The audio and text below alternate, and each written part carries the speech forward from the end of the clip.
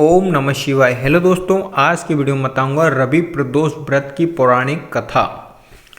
रविवार के दिन ये व्रत आने के कारण इसे रवि प्रदोष कहा जाता है। प्रदोष व्रत हर महीने के दोनों पक्षों की त्रयोदशी तिथि को रखा जाता है। एक समय सर्व प्राणियों के हितार्थ परम पावन भागीरथी के तट पर ऋषि समाज द्वारा विशाल गोष्ठी का आयोजन किया गया।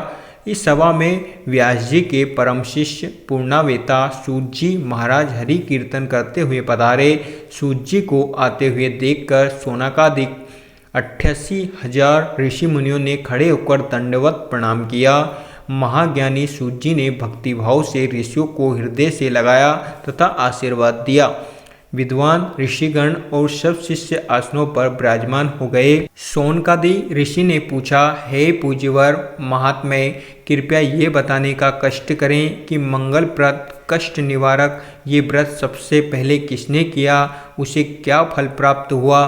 श्री सूत जी बोले, आप सभी शिव के परम भक्त हैं। आपकी भक्ति को देखकर मैं व्रती मनुष्य की कथा कहता हूँ, ध्यानपूर्वक सुनो। रवि प्रदोष व्रत की कथा के अनुसार एक गांव में अति दीन ब्राह्मण निवास करता था। उसकी साध्वी स्त्री प्रदोष व्रत किया करती थी। उसे एक ही पुत्र रत्न था। एक समय की बात है, वे पुत्र गंगा स्नान करने के लिए गया। दुर्भाग्यवश मार्ग में चोरों ने उसे घेर लिया और वे कहने लगे कि हम तुम्हें मारेंगे नहीं, तुम अपने पिता के गुप्त धन के बारे में हमें बता दें। बालक दीन भाव से कहने लगा कि हे बंधुओं, हम अत्यंत दुखी दीन हैं, हमारे पास धन कहाँ है। तब चोरों ने कहा कि तेरे इस पोटली में क्या बंधा है। बालक ने निसंकोच कहा कि मेरी माँ ने मेरे लिए रोटियां दी। ये सुनकर चोरों ने अपने साथियों से कहा कि साथियों, ये बहुत ही दीन दुखी मनुष्य है, अतः हम किसी और को लूटेंगे। इतना कहकर चोरों ने उस बालक को जाने दिया।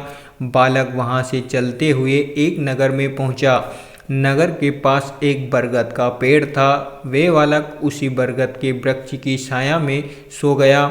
उसी समय उस नगर के सिपाही चोरों को खोजते हुए उस बरगद के वृक्ष के पास पहुँचे और बालक को चोर समझकर बंदी बना राजा के पास ले गए। राजा ने उसे कारावास में बंद करने का आदेश दिया। ब्राह्मणी का लड़का जब घर नहीं लौटा तब उसे अपने पुत्र की बड़ी चिंता हुई। अगले दिन प्रदोष व्रत था। ब्राह्मणी ने प्रदोष व्रत किया और भगवान शंकर से मन ही मन अपने पुत्र की कुशलता की प्रार्थना करते हुए भगवान का स्मरण किया। भगवान शंकर ने उस ब्राह्मणी की प्रार्थना स्वीकार कर ली। उसी रात भगवान शंकर ने उस राजा को स्वप्न में आदेश दिया कि वे बालक चोर नहीं है, उसे प्रातःकाल छोड़ दें, अन्यथा उसका सारा राज्य वैभव नष्ट हो जाएगा। प्रातःकाल राजा ने शिव जी की आज्ञानुसार उस बालक को कारावास से मुक्त कर दिया। बालक ने अपनी सारी कहानी राजा को सुनाई। सारा वृत्तांत सुनकर राजा ने अपने सिपाहियों को उस बालक के घर भेजा और उसके माता पिता को राज दरबार में बुलाया। उसके माता पिता बहुत ही भयभीत थे। राजा ने उन्हें भयभीत देखकर कहा कि आप भयभीत ना हो, आपका बालक निर्दोष है। राजा ने ब्राह्मण को 5 गांव दान में दिए, जिससे कि वे सुखपूर्वक अपना जीवन व्यतीत कर सके। भगवान शिव की कृपा से ब्राह्मण परिवार आनंद से रहने लगा। अंततः जो मनुष्य रवि प्रदोष व्रत करता है वे सुखपूर्वक और निरोगी होकर अपना पूर्ण जीवन व्यतीत करता है तथा उसके जीवन में खुशहाली आती है। इति रेवा ये कथा समाप्त होती है। अगर आपको वीडियो अच्छी लगी हो तो like share comments and subscribe करना ना भूलें। Thank you so much all of you.